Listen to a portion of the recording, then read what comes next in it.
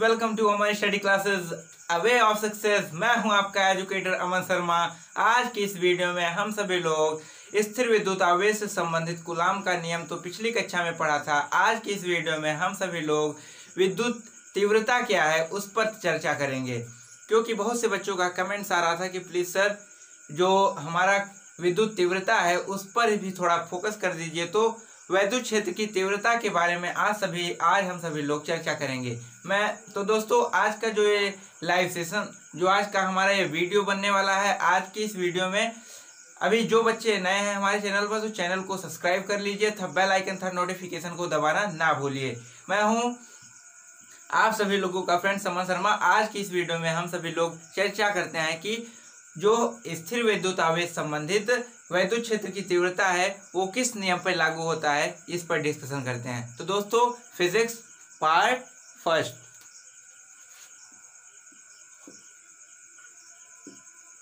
Physics part first, विद्युत क्षेत्र की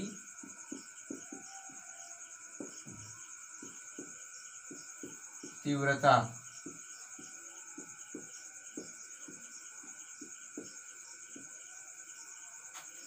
विद्युत क्षेत्र की तीव्रता क्या है कि वैद्युत आवेश, इसमें वैद्युत आवेश होना चाहिए E बराबर Q, या फिर बोल लीजिए F अपान Q।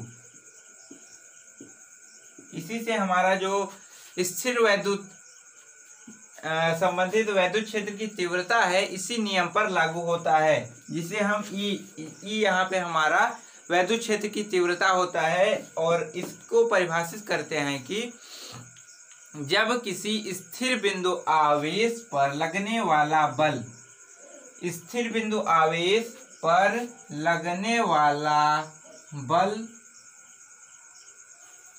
Q1 Q2 इनके बीच में लगने वाला क्षण आवेश Q, तो स्थिर बिंदु आवेश पर लगने वाला बल तथा परीक्षण आवेश QO के अनुपात को ही विद्युत क्षेत्र की तीव्रता कहते हैं। विद्युत क्षेत्र की तीव्रता एक स्थिर बिंदु आवेश पर लागू होता है।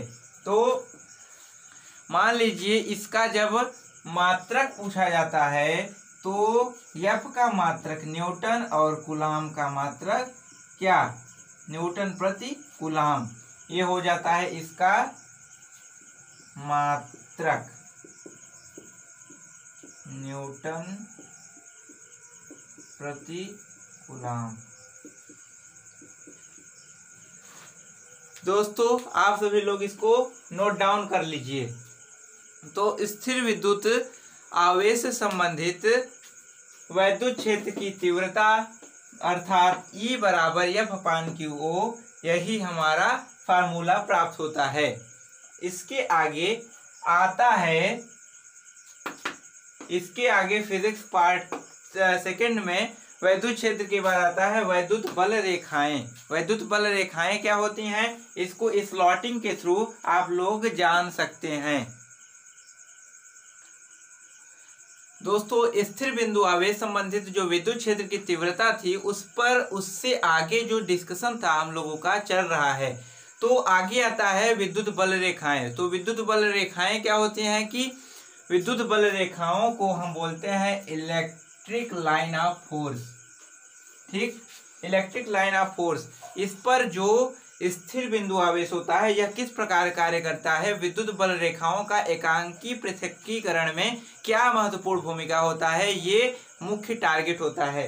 जैसे स्थिर विद्युत बल रेखाओं को हम परिभाषित कैसे करते हैं कि what is electric line of force, इसको इंडिकेट करने के लिए हमको ये प्लस आवेश और माइनस Q आवेश की आवश्यकता पड़ती है, और एक खुला तथा बंद वक्रपृष्ठ की आवश्यकता पड़ती है, और ये जो रेखाएं होती हैं ये आपस में कभी किसी को काट नहीं सकती हैं। ये होता है इसका मूल तथ्य। इसको परिभाषित करते हैं कि वैद्युत बल रेखाएं क्या होती हैं, कि वैद्युत बल रेखाएं वे रेखाएं होती हैं जो किसी गोल वक्र पृष्ठ पर खींची गई काल्पनिक तथा निष्कोण वक्र रेखाएं एक ऐसा वैद्युत क्षेत्र व्यक्त करती हैं जिन पर जो आवेश होता है वह प्लस तथा क्यू दोनों रेखाओं में चलता है, अर्थात वैद्युत क्षेत्र में खींचा गया वह काल्पनिक अथवा निष्कोण वक्र जिस पर प्लस तथा माइनस दो आवेश रेखाएं चलती हैं उनको हम वैद्युत बल रेखाओं के थ्रू व्यक्त करते हैं या फिर उन्हें वैद्युत बल रेखाएं कहते हैं। ओके दोस्तों,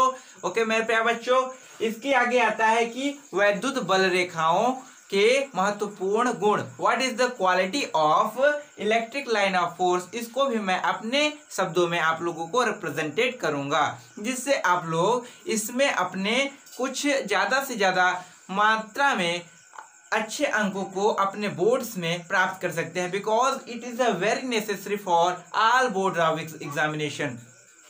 यूपी बोर्ड या हो, एमपी बोर्ड हो या फिर बिहार बोर्ड हो, सभी प्रकार के बच्चों के लिए उनके सिलेबस में जो एनसीईआरटी सिलेबस आप लोगों के लिए बनाया गया है, वैद्युत बल रेखाएं तथा वैद्युत क्षेत्र की तीव्रता 5 अंकों में पूछे जाने वाला है, या फिर वह विस्तृत टाइप का क्वेश्चन में आ सकता है या फिर वो लघु उत्तरीय प्रश्न में आ सकता है। तो इसके जो गुण होते हैं, इसकी जो क्वालिटी होती है, उसको आप लोग रिप्रेजेंटेट करने के लिए बताते हैं व्हाट इज इट्स क्वालिटी, इसका गुण क्या होता है।